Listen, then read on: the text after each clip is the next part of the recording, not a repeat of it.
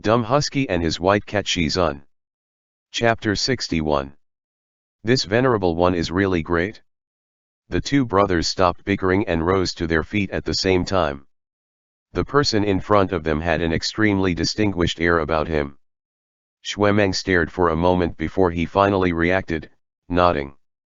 "MN. That's right. Who are you?" Xuemeng had been headstrong since birth, and even though Madame Wang taught him etiquette over and over again, he never took it to heart. So, he never asked for people's proper courtesy names, didn't bother with honorifics, and wouldn't give out his own name, either. He was, in essence, downright rude. But Mo Ran knew that this person was too dignified to make a scene at such actions. After all, this was. "I am a disciple of the Rufeng sect, Ye Wangzi." As expected, the young man was calm and composed, and didn't get angry. Below his dark, black eyebrows were a pair of eyes that shone like scattered starlight, exceptionally bright and piercing. "May I inquire as to your name?" "Ye Wangzi." Xuemeng frowned, muttering. Never heard of him, must not have much of a reputation. His mutters weren't loud, but the only way the other wouldn't be able to hear him would be if he was hard of hearing. Thus, Mo Ran discreetly tugged on Xuemeng's sleeve to get him to hold back a bit, then masked the emotions on his own face and smiled lightly. "I'm Mo Ran, a disciple from Shizun Peak, and the one beside me is my ill-mannered little brother, Xuemeng." Xuemeng pulled away from him, throwing him an angry glare. "Don't touch me, who's your little brother?" "Oh, Xuemeng, you," Mo Ran sighed. He turned to Ye Wangzi, eyes curving up into crescents and smiling. "My younger brother is a bit stubborn, please don't mind him, yes Yang." It wasn't that he suddenly decided to change his entire attitude and start being courteous about Xuemeng. Rather, it was because Ye Wangzi was an outstanding genius among his peers. Although this Ye Wangzi hadn't made a name for himself yet, in his previous life, Ye Wangzi was second only to Chu Wanning in the entire cultivation world. Heaven knows how much Mo Ran had suffered at Ye Wangzi's hands in his previous life. After being reborn into this life, seeing as the other was still sharp as a knife's edge, an upright hero pure and noble, even if he couldn't get into his good graces, at the very least, Mo Ran didn't want to be his enemy again. Just Chu Wanning alone was enough to beat him black and blue. How would he even be able to live in peace if Ye Wangzi was added to the mix? Ye Wangzi was a man of few words, so after a few polite words, he returned to his own room. As soon as he left, Mo Ran's expression returned to his annoying as hell, shit-eating grin. "What do you think?" "What do I think about what?" "That person," Mo Ran replied. "Like him?" "Think he's good looking?" Xuemeng looked at him like he was out of his mind and scoffed. "Weirdo." Mo Ran laughed. "The four of us are living in the same courtyard, we'll run into each other around every corner. You should be glad that he's the one we're living with." Xuemeng was puzzled. "The way you talk, it sounds like you know him already." Of course, Mo Ran couldn't tell him the truth, so he joked without a hint of seriousness. "Nope, I don't know him, but I only judge people by their faces. He's good looking, so I like him a whole lot." Xuemeng scorned, "Disgusting." Mo Ran laughed, waving his hand as he turned around, flipping an offensive hand gesture at Xuemeng behind his back. He then lazily walked back to his own little stone house, barring the door with a clunk, and shutting all of Xuemeng's cursing and swearing outside. The morning of the next day, Mo Ran got up early. The feathered cultivators delayed cultivation practice for 3 days so they could get accustomed to life at Peach Blossom's spring. After Mo Ran freshened himself up, he saw that Ye Wangzi left on his own. The other two hadn't woken up yet either, so he went for a stroll through the streets. Amidst the thin layer of morning fog, quite a few cultivators glided by with light steps, rushing to their own individual cultivation grounds. Mo Ran passed by a breakfast stall and saw a fresh pot of steam-fried buns. He thought of his little Shidi, who was still sick, and walked over to say, "I'll take 8 fried buns and 1 bowl of sweet congee to go, Madam Shopkeeper." The feathered stall owner didn't even lift her head up and replied, "Give me 6 feathers." Moran stared blankly. 6 what? 6 feathers. So do I need to find a chicken right now and pluck a couple of feathers? That feathered shopkeeper raised her eyes to give him a look. No feathers and you still want food? Go, get lost. Moran was both irked and humored, but just as he was about to ask again, a familiar voice suddenly came from behind him. A hand wrapped in bandages reached out, 6 glimmering, resplendent golden feathers pinched between his fingers. "Madam Shopkeeper, please give his order and some porridge please." "It's on me." The feathered shopkeeper took the feathers, not wanting to waste any more time on them, and turned to pack up the breakfast to go. Moran turned his head and saw that Yewangzi was standing by his side, standing tall and handsome, his presence elegant. "Thank you very much." Moran grabbed the still steaming, piping hot buns and the sweet congee and walked away with Yewangzi. "If I hadn't run into you today, I'm afraid we might have gone hungry." "No worries," Yewangzi said. "Miss 18 doesn't have a good memory and always forgets to give newcomers some feathers. I also ran into you by chance, it's not much skin off my back, so don't worry about it." Moran asked him, "Do you need these feathers to do all the business in Peach Blossom's spring?" "That's right." "Where do the feathers come from?" Yewangzi replied, "They're plucked." Pluck, Ed, Moran felt slightly dumbfounded. These feathers really were plucked straight off the body of a bird? Then wouldn't the birds around here all end up completely bald? Seeing his shocked face, Yewangzi glanced at him with amusement. "What are you thinking about? In Peach Blossom Springs, there's a place called the Ancestral Abyss. Legend has it that was where the Zuk Immortal ascended. The bottom of the abyss is filled with roaring flames, it's hot beyond measure and hard to endure. Not a single inch of grass can grow there and no beast can survive either." Moran listened to his description, and immediately thought of the blood-red sky that he'd seen in the distance when he passed through the outskirts of the city yesterday. "Is the abyss near the northern part of the city?" "You are correct." "What does that have to do with the feathers?" Yewangzi replied, "It's like this, although no other creatures can live around the Ancestral Abyss, there is a flock of fierce owls that lives inside. They make their nests with the fire, hide during the day and come out at night. Their feathers can help people from the feathered cultivators tribe refine their cultivation." "So that's how it is," Moran grinned. "No wonder they want to trade goods for feathers, then." "MN. But you should be mindful, because when they come out at night, their feathers will turn into normal ones, the same as those from regular owls. Even if you catch them then, they won't be useful at all.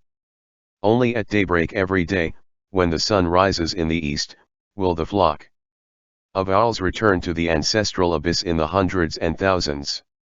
The moment right before they enter their abyss, their feathers will turn gold again, and only then is it useful to pluck them." "Haha, wouldn't that be the same as practicing footwork and flying skills? If your skills are subpar, then you'd fall in and become barbecue. If you don't go and harvest feathers, then you'd probably starve to death." Moran couldn't help but click his tongue. "That's pretty rough." Yewangzi asked, "Could it be that you're not good at light footwork?" Moran chuckled. "Just so. That won't do," Yewangzi replied.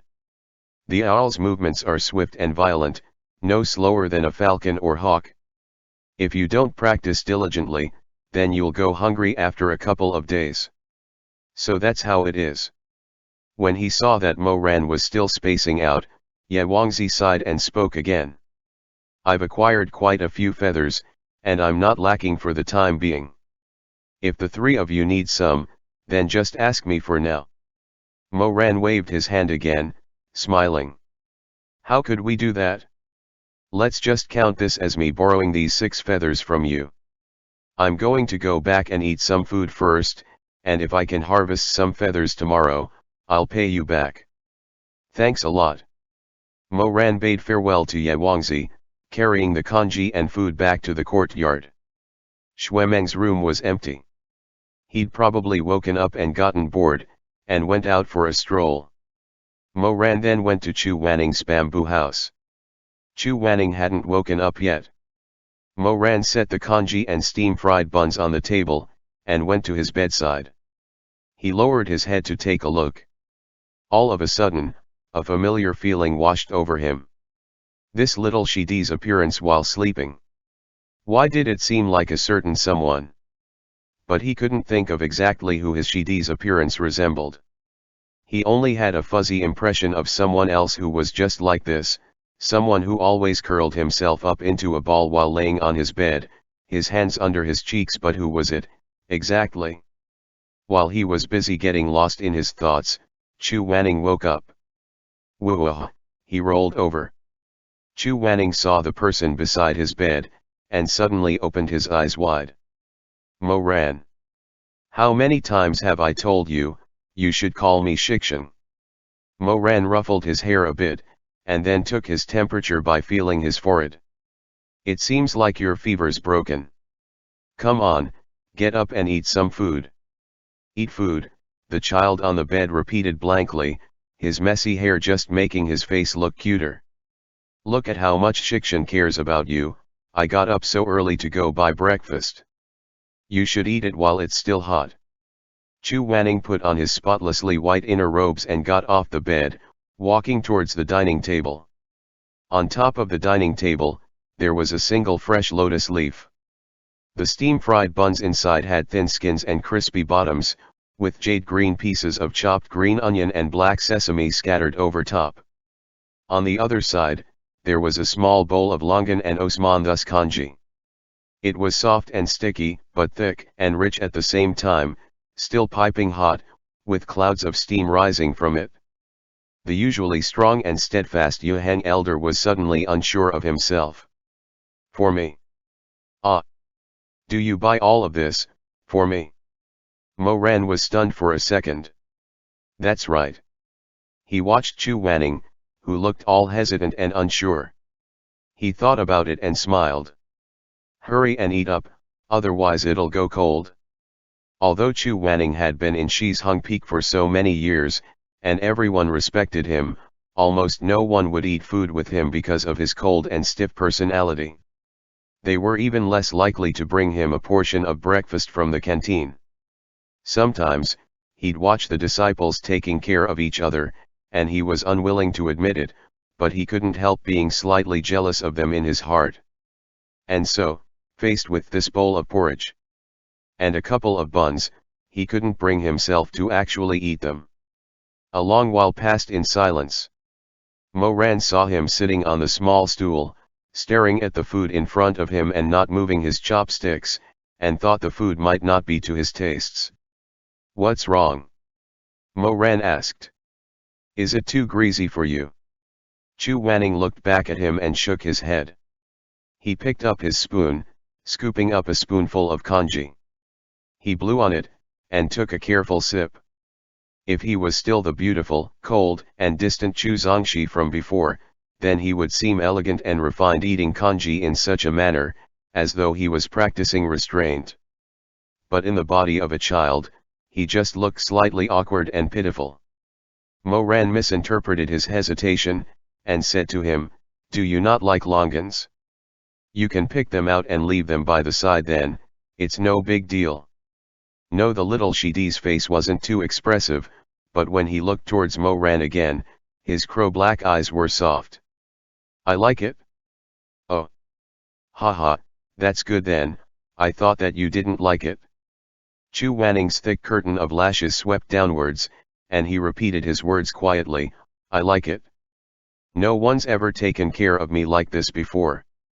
As he spoke, he lifted his eyes to glance at Mo Ran. He spoke again, earnestly. Thank you very much, Shizun. Mo Ran didn't expect that he'd say something like that, and couldn't help but feel stunned. He wasn't a naturally kind person and didn't particularly like kids. He only treated Xiaosini well because his skills were unusually good at a young age and he seemed like a junior worth making friends with.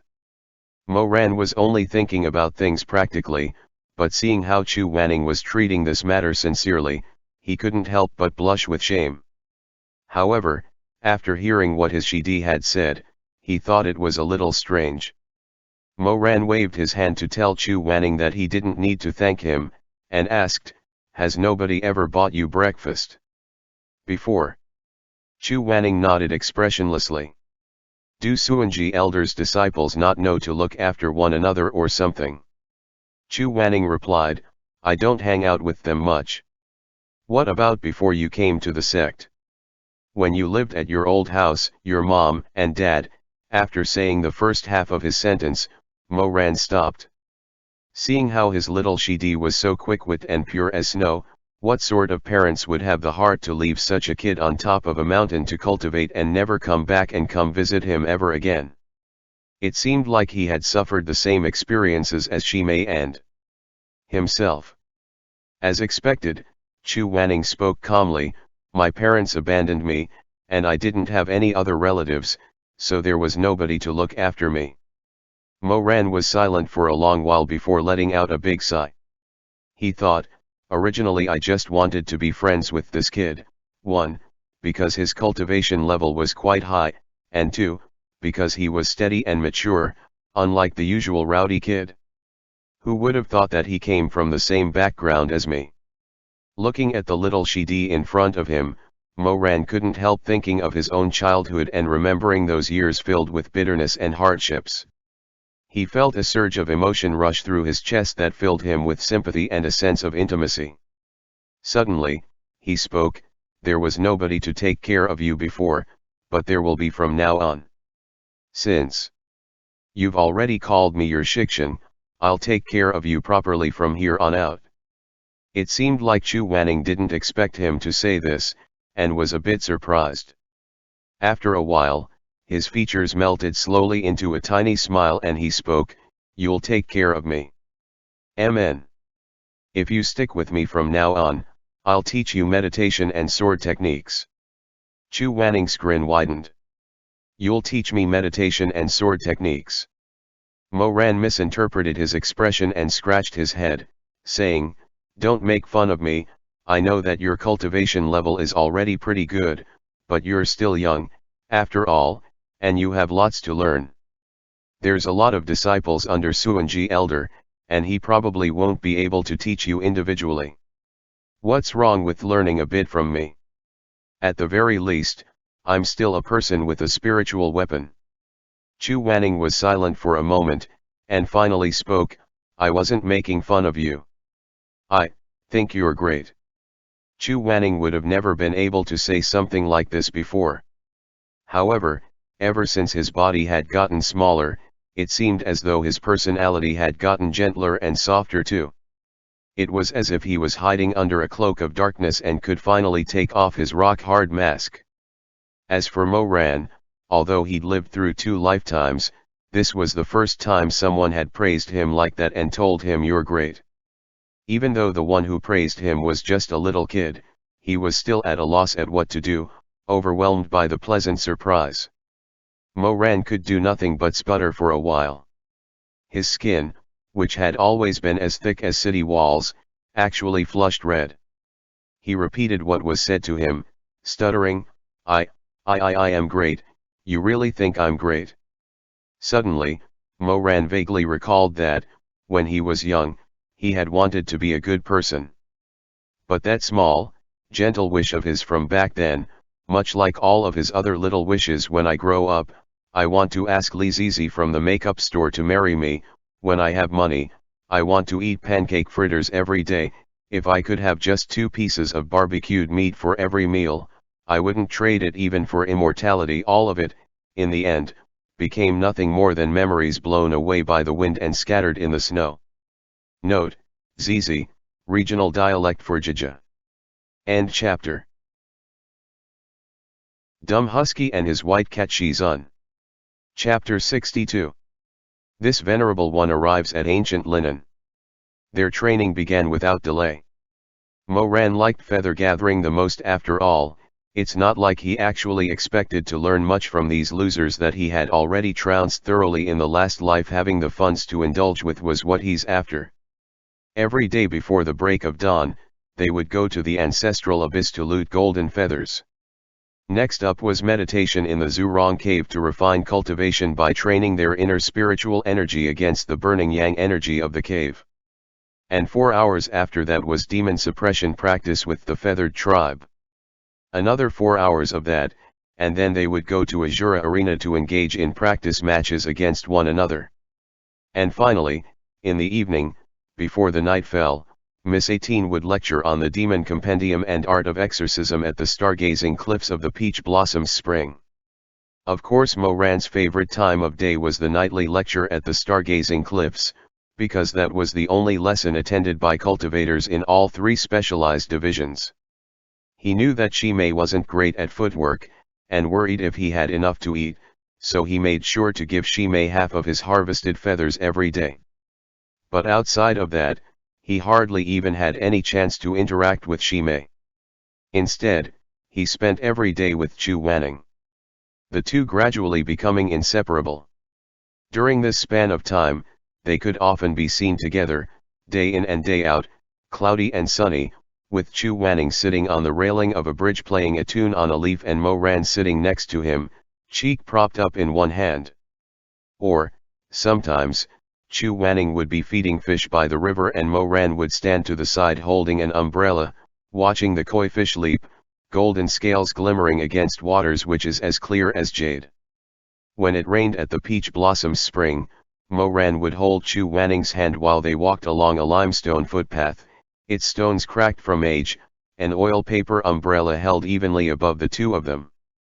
If the rainwater began to collect on the ground, Moran would pick up his little Shidi and carry him on his back, and the little boy would hold quietly onto his shoulders as the drops of rain pitter-pattered all around them. And if the close contact got to be a bit too warm and sweat started to bead on his forehead, the wordless Shidi on his back would reach out and wipe his sweat for him with a handkerchief. The handkerchief was a plain white, with a hatang flower sewn on a corner. Moran kept feeling like it looked familiar, as if he had seen it somewhere before, but the careless thought fleeted across and was lost, like the drizzle of rain falling into a deep pond. One day, Chu Wanning was resting in the courtyard when Moran undid his braid on a whim and tied his hair up into a high ponytail instead. He was halfway through brushing his hair when Ye Wangzi walked in holding his left shoulder, expression gloomy. Moran, ever observant, raised his eyebrows slightly. Did Yes Yang get injured? N. Ye Wangzi paused, then furrowed his brows. It's nothing, just got grazed in a fight. But that guy was truly such a depraved lecher, how despicable. Moran sputtered in disbelief. Did you get groped? Ye Wangzi glared daggers at him, and said, coldly, what exactly are you thinking about? Ha ha ha, just kidding. Moran laughed awkwardly, but couldn't resist the curiosity. Who was it though? Ye Wangzi replied, who else could it be but that flirt from Kunlun Taxia Palace? Moran let out an ah at these words, thinking, could it be that guy? Recently, he often came across female disciples at the Peach Blossoms Spring whispering amongst themselves, Dashixian this, Dashixian that. It was one thing for the younger ones, but just yesterday he saw a 40, maybe 50-some-year-old female cultivator in hysterics by the flower bushes, muttering with distant eyes, not a single man in this world could even hope to hold a candle to Dashixian. If only he would look my way, speak to me, I'd willingly go to hell with no regrets. Moran had lost it right there and burst out laughing at the lovelorn display. He had a sneaking suspicion as to whom this Dashixian might be, but the Peach Blossom Springs was full of cultivators who barely even interacted, so he had never seen this person despite hearing his name mentioned time and again, and he knew enough shame to not go inserting himself into the gossip of female disciples, so he couldn't be sure. I was having a drink at the Linghu Tavern in the Western Market, Ye Wangzi said. That bastard happened to be there too, with a girl in each arm. It was depraved, but that's their choice and none of my business, so I couldn't exactly say anything. Moran agreed, makes sense. But then, a female Gyuye disciple ran in, looking around with an anxious expression, clearly looking for someone. Moran laughed, let me guess, she was looking for that Dashik Sayang. You've heard of this Dashik Sayang too? Haha, well, I mean, if even an upstanding individual like you has heard tale of his philandering ways, how could a gossipy person like myself not know? Ye Wangzi shot him a wordless glance, then continued, that Dashik Sayang is truly a piece of work. Turns out, the Gyuye girl came looking because he had exchanged tokens of affection with her some days ago, saying he'll be her cultivation partner and stay by her side forever. Moran laughed again, yeah, that's bullshit. I bet Dashik Sayang has like 17 copies of that token of affection, one for every girl he's after. Probably spouts the same pledge of undying love word for word too. Chu Wanning had been listening quietly, but now he glanced at Moran and said, disgruntled, of course you would know. But who would have thought that Ye Wangzi would take Moran's side? Mo Xiang was right, that's exactly how it is. That girl was a secret admirer of Dashik Sayang to start with, so she took him at his word and gave her virginity to him that very night. Moran hurriedly covered Chu Wanning's ears with an AO. Chu Wanning, unfazed, what are you doing? Little ones can't listen to this, it's bad for your cultivation. Chu Wanning. Moran made sure that Chu Wanning's ears were firmly covered, then immediately asked, with sparkles in his eyes, and then? Ye Wangzi was a respectable individual, he had no idea that Moran, the rascal, was listening to his recount of righteous indignation like he would some trashy romance, so he replied with an air of integrity. What do you think? Dashik Sayang denied it, of course, he didn't even want to give her the time of day and have some words at least. That girl took out the sword. Tassel he gave her as token, but didn't expect the two on Dashik Sayang's arms to each pull out their own, saying that he gives one to every friend, that it wasn't something special for a cultivation partner. Tisk tisk, that's shameless all right. Right. Ye Wangzi said, I couldn't just sit and watch, so I went over to have a word with him. His expression shifted slightly, and there was a pause before he continued, the talk went nowhere, so we got in a fight instead.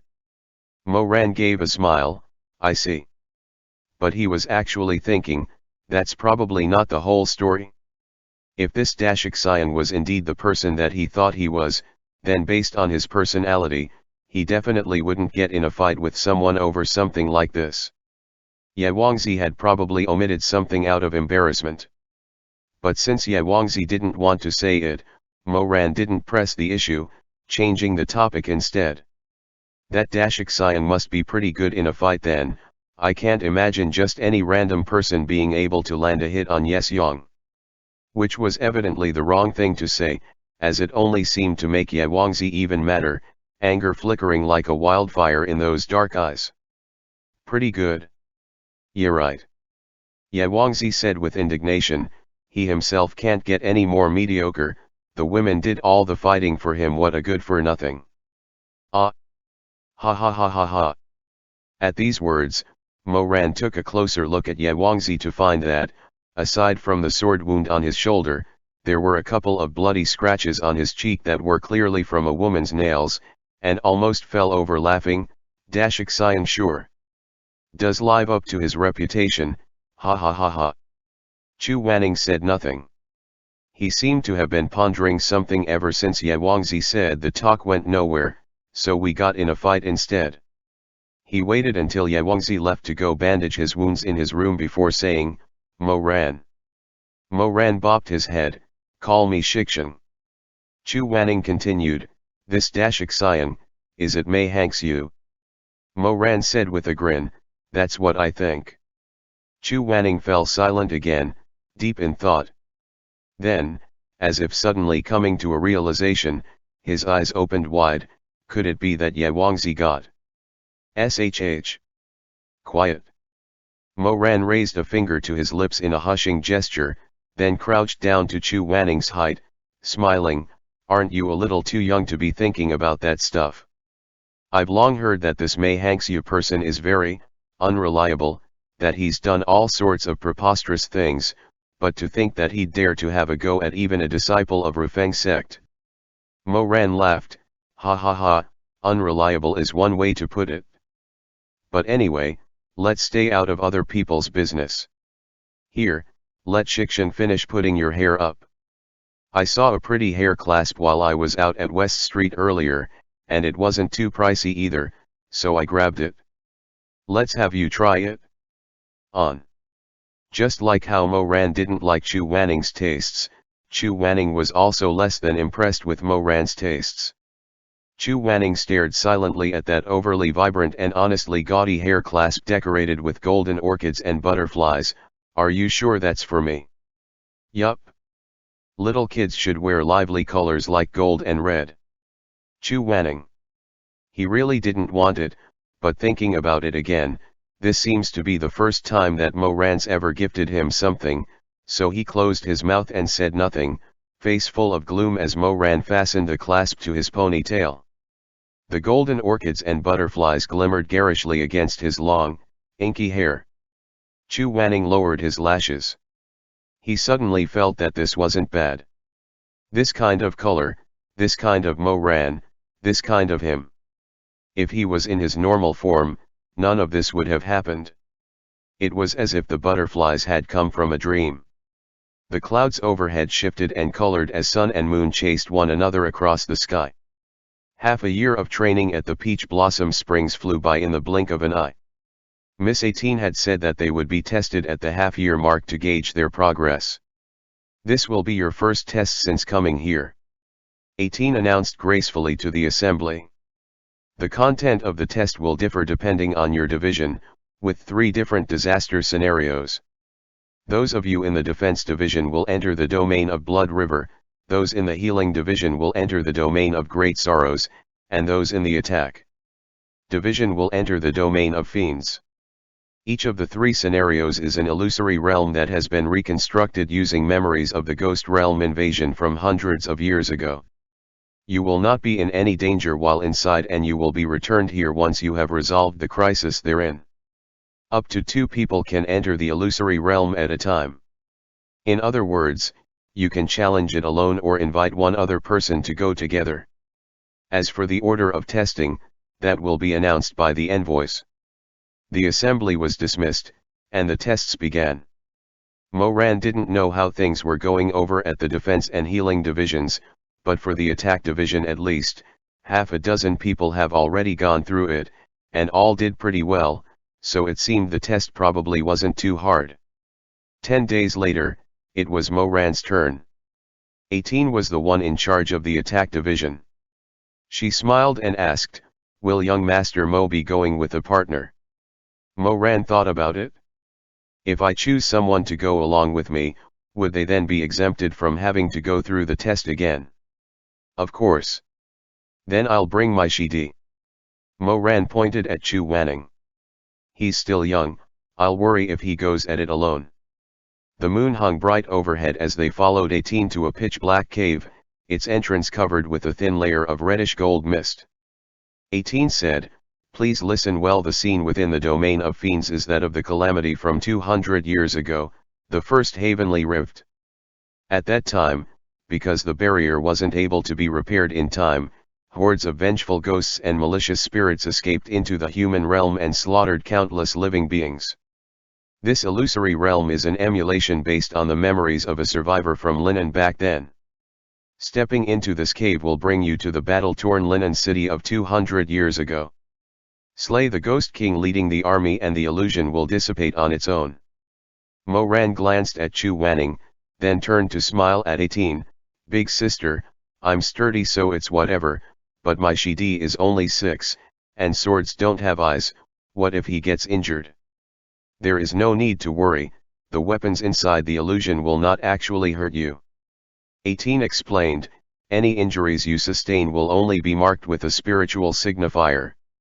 However, if you get marked at a vital area representing a fatal injury, you will have failed the challenge. Relieved, Mo-Ran clasped his hands together and grinned, "I see, thank you for the kind considerations."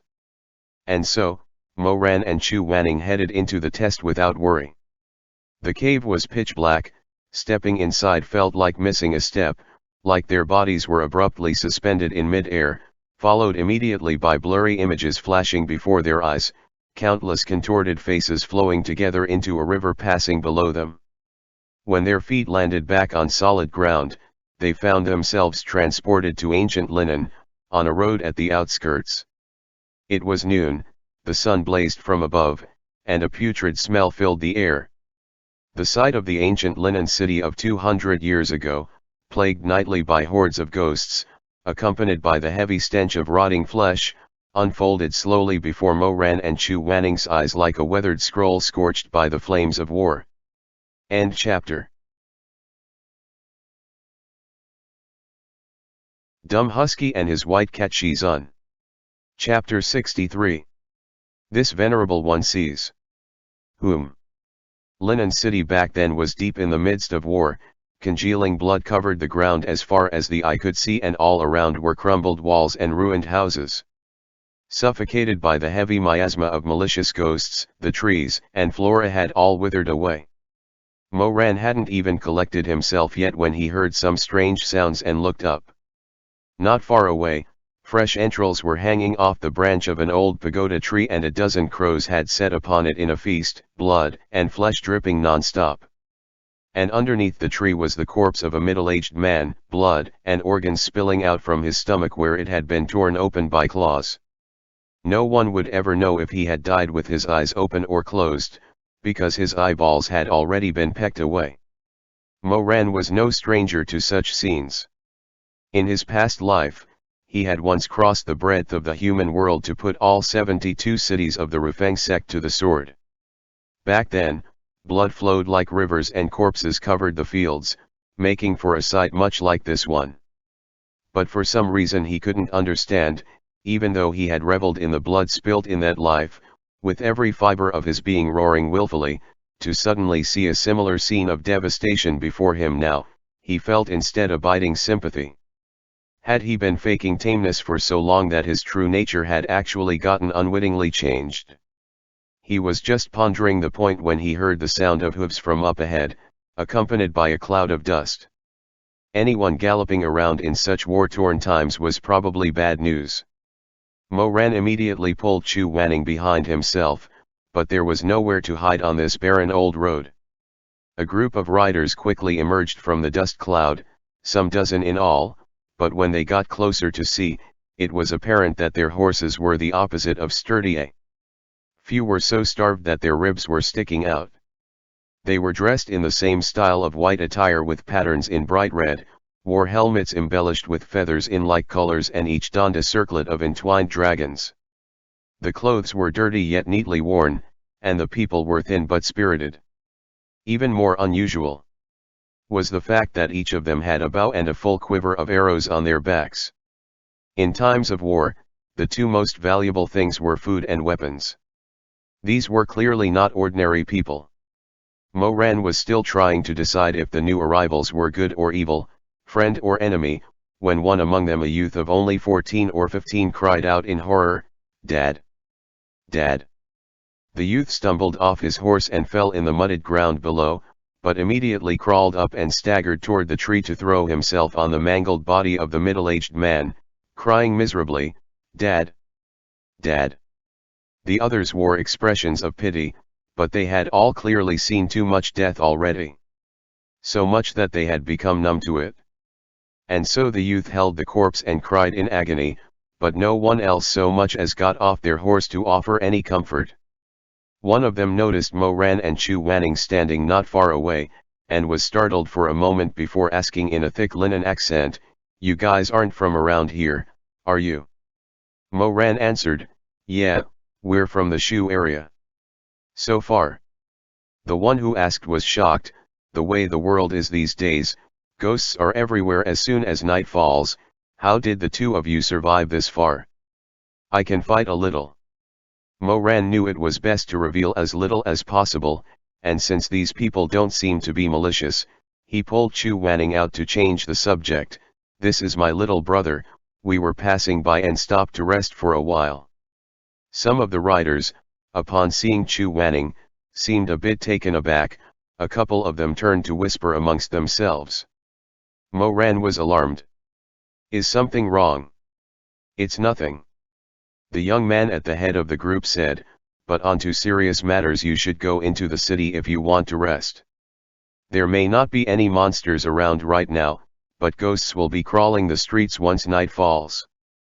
Xiao Man's adoptive father came out looking for food during the day yesterday, but there was a thunderstorm and he couldn't make it back before nightfall, and then, he sighed heavily and didn't finish the sentence. Xiao Man was the name of that wailing youth, and the one under the tree was his adoptive father. Such occurrences were commonplace in these chaotic times. Someone in a family would go out to look for food, perfectly fine as they leave in the morning, but never to return by night. Even knowing that these were already events of 200 years past, Mo Ran, watching that youth cry miserably as if he were about to weep blood, still felt a tightness in his chest, followed immediately by a sudden unease. Had he grown so soft? He hardly even blinked when killing people in the last life. He quickly grabbed Chu Wanning and bid the group farewell. The leader of the group said, "When you get to Linen City, find somewhere to stay for a while. We're planning to relocate everyone to Putuo soon, where the abundance of spiritual energy has warded off the ghost invasion. At least for the time being, you should come with us. Rather than traveling with just the two of you." "Relocate?" "That's right." The leader's eyes sparked to life, and even his face seemed to light up at this. "It's all thanks to Chu Gong's brilliant plan. Everyone in the city, from the elderly to the baby, will get to keep their lives now. But enough chatter, we still have to patrol around the city before it gets dark, see if we can find any more survivors to bring back AI. Xiao Man, come on, we should go." But Xiao Man only continued to cry, clutching his father's corpse without even turning around. Mo Ran sighed and tugged at Chu Wanning, saying in a quiet voice, "Let's go to the city first." Chu Wanning nodded, but then suddenly asked, "Do you think they managed it in the end?" Mo Ran, holding his small hand that felt a bit cold, "Do you want the truth, or a lie?" "The truth, of course. The lie would be better for little kids." So Chu Wanning answered his own question, "They didn't." "You're right," Mo Ran said. "See, you already knew the answer, but you still had to ask, as if that would change the outcome." Chu Wanning ignored him and continued asking, "Do you know why they didn't make it out?" "It's not like I'm some 200-year-old demon, how would I know?" Chu Wanning fell silent for a while before saying gloomily, 200 years ago, practically no one in Linen City survived." Mo Ran. "Chu Wanning, only a few escaped." "Wait, Shidi, you're so young, how do you know so much?" Chu Wanning shot him a glare. Yu Heng Elder went over this in history lessons more than once. You decide to not pay attention in class, then turn around and ask me how I know things, how despicable. Mo Ran was speechless, thinking, sure I spaced out in class, but even my own Shizun didn't scold me, what are you scolding me for? But then again, no point arguing with a little kid, so he'll let it slide. The two of them headed toward the city, chatting along the way, and arrived at the city gates before long. The ancient city stood tall on the bank of the Qiantang River and was already heavily fortified against ghosts and demons, with defensive structures lining the walls and the perimeter. Countless corpses with curse marks piled outside the city. Such remains, if not taken care of, will reanimate at night.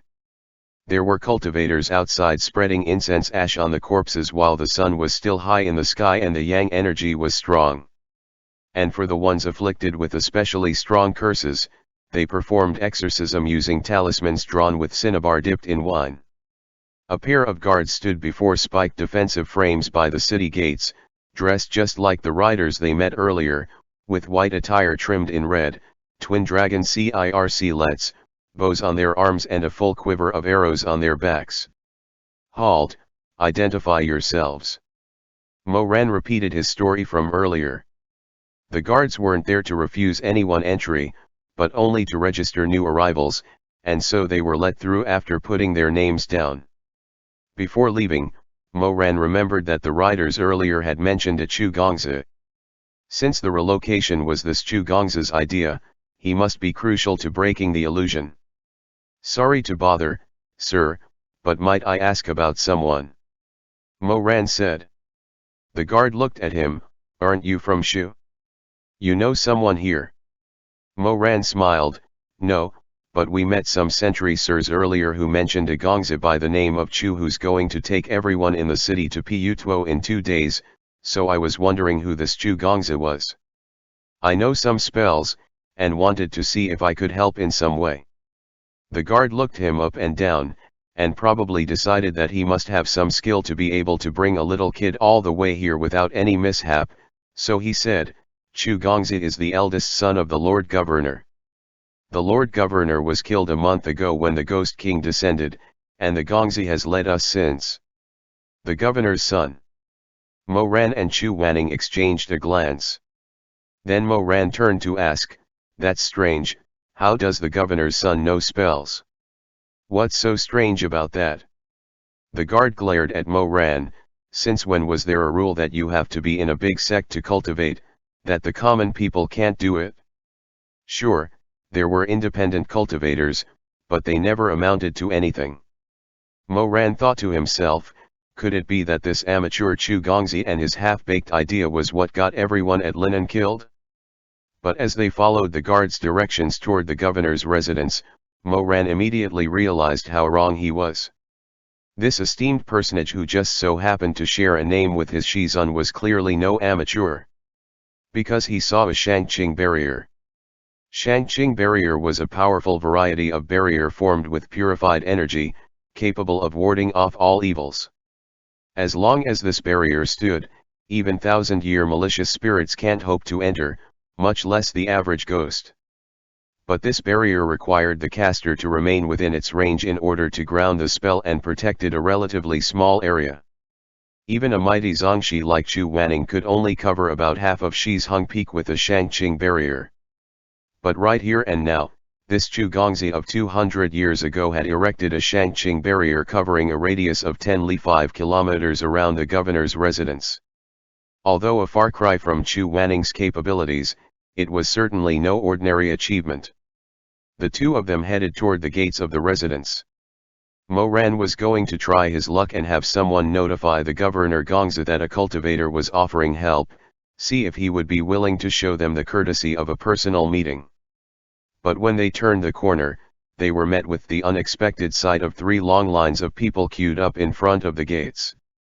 6 female attendants, dressed like the guards, were bringing out large wooden barrels, and hundreds of emaciated people, the elderly, the infirm, women and children, were waiting their turn to receive porridge.